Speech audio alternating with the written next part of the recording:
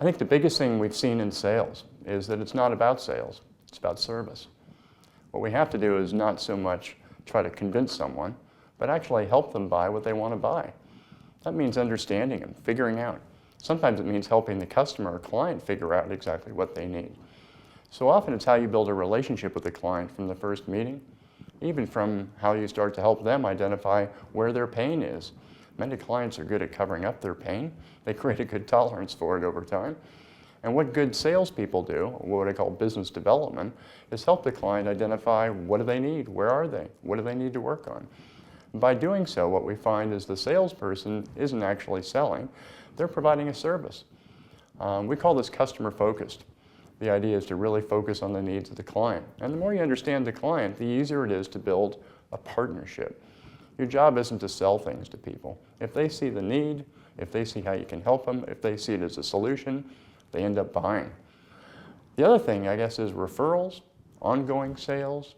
Where does that come from? It comes from really having a genuine caring for the client, and it means you really want to work with them over time. These kind of partnerships mean that the client starts calling the salesperson for advice, help, budgeting, solutions, even when they're not in the buying role. So what I think a lot of the programs we develop are to really help salespeople understand how to research and prepare before they see a client, how they actually ask the right probing questions, their listening skills, their feedback skills, and I guess even in their presentations that they're not focused on a quotation, but it's really about providing a solution. If they don't know what they're solving, you can't offer a client something. Then I think the way you deepen a relationship kind of comes down to customizing, making sure that the service plan and the follow-up is what the client wants, that it's not actually something you're doing at them, it's something you're doing for them, which means the client had to say they want it in the first place.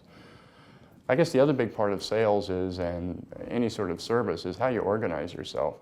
And a lot of the development programs we do help salespeople learn how to be more productive, not just flat out and busy.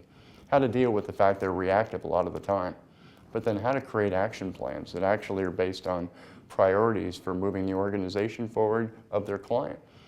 So I think a lot of it is a combination of both. How do you have the skills to build proper relationships? How do you build a real partnership? And how do you plan and organize yourself so you can react when you need to, but also feel like you're actively working on a plan to go forward? And a lot of our programs are based on going into companies and figuring that out. But often it's around a service ethic and about referrals and about ongoing business, not about closing business.